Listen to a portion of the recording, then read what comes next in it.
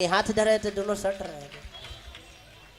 अच्छा ही बात तनी हाला करके ताली बजाई ना दम नहीं खे हैं तनी पावर बा पावर घोटे के ना चाहिए। दोनों हाथ उठाई तो सबे केहू बोलिए साचे दरबार की। अरे आप एक गाना मेरे साथ में गाइएगा अभी, उसके बाद हम दोनों चल जाएंगे, फिर दूसरा कलाकार गाएंगे। बहुत सारे कलाकारों का आगमन है जी, और ऐसा मेरे साथ में एक गाना गाएंगे। और ऐसा कलाकार मंच पे नहीं रहना चाहिए जो हमें चाचा कहे। खुशबू जी पैसा नहीं अंकल जी नहीं, इनका फरमाइश है, मतलब कहना है कि चाचा मत कहिए, अंकल बोलिए इंग्लिश में। हाँ। तो दोनों बतिया तो एक ही है ना। बताएं अब रुआ कहता नहीं गाय के ठीक बात स्वाभाविक बात हो एकदम गाय।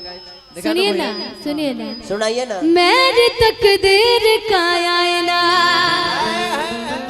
तुझसे ही है मेरे हम सफर, रब से है ये गुजारिश मेरी, तुझको लग जाए मेरी उम्र, जब तक सांसें चलेगी तुझको चाहूंगी करे जा मर भी गई तो भी तुझे रोजा करूंगी मैं प्यार, मर भी गई तो भी तुझे करूंगी मैं प्यार। मेरी तकदीर का आईना तुझसे है मेरे हमसफर, रब से है ये गुजारिश मेरी, तुझको लग जाए मेरी उम्र, जब तक सांसें चलेगी तुझको चाहूंगी,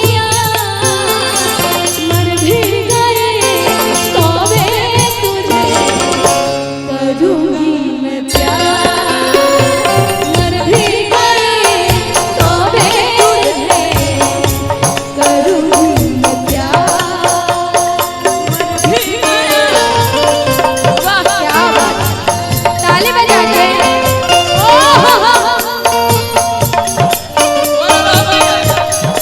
बना रही कलेंदर भैया। बबरी बजा दिया वो तुम्हें इतना सुंदर कलाकार हो।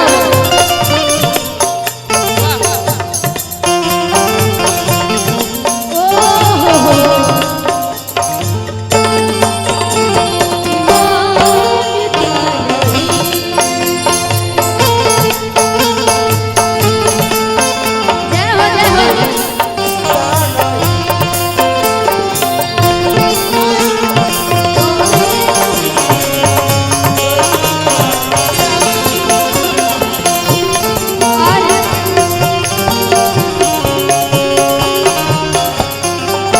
और मैं चाहेंगी प्रिंस जी आप एक बार मंच पे आ जाइए, बस एक बार, आइए, ओनली प्रिंस ओनली वन, कि जैसन ओनली वन कहेंगे। भैया तनी भैया खातिर होवे ना त जैसन सोचले रहनी आवा वैसन प्रिंस भैया मोर बड़े, यही है ना। कि जैसन सोचले रहनी ओइसन भैया मोर बड़े। कौजी कौजी? भक्त ई बेजोड़ बड़े ना। ना ना ना ये भी हो सकेला कि भौजी से गोर बड़े हो, ये हो सकेला। आई ना हो सके कि भौजी ले कमजोर बारे हो। नहीं नहीं ई तो नहीं के हो सकत भौजी कि से थोड़े खटोले बा। छोरा हर थोड़े पातर थोड़े मोट बड़े। आप आइए ना एक बार, बस एक बार बुलाइए उनको। प्रिंस भैया एक हाली चलिए आइए। आजा। अतनी गाना गाइए, अपना पॉकेट में से पैसा निकालिए फिर कि से अपना भैया। पॉकेट में से रुपया निकालिए प्रिंस भैया आइल बानी जागरण में, अपना पॉकेट में से पैसा निकालिए प्रिंस भैया आइल बानी। और ई हो रे आजा गरन सरब गुनाया सुरती उरे हे भगवान।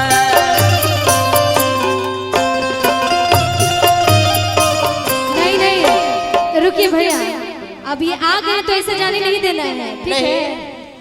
नहीं जाने देना। अब आ गए हैं तो ऐसे आपको जाने भी नहीं देंगे। काहे जी?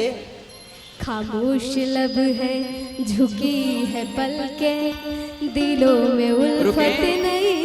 भैया के हमारा गाना में के वो पवन सिंह के होके के चाहिए। अच्छा पवन जी के? हाँ तो बिल्कुल ओके, पवन जी के तो वही गाना रहे एकदम। पिए लेना गाजा खा ले बेल पाती जा हो डम डम डमरू बजावे ले हमारे जोगिया हो डम डम डमरू बजावे ले हमारे जोगिया। नाच पर नाचनी सब कहे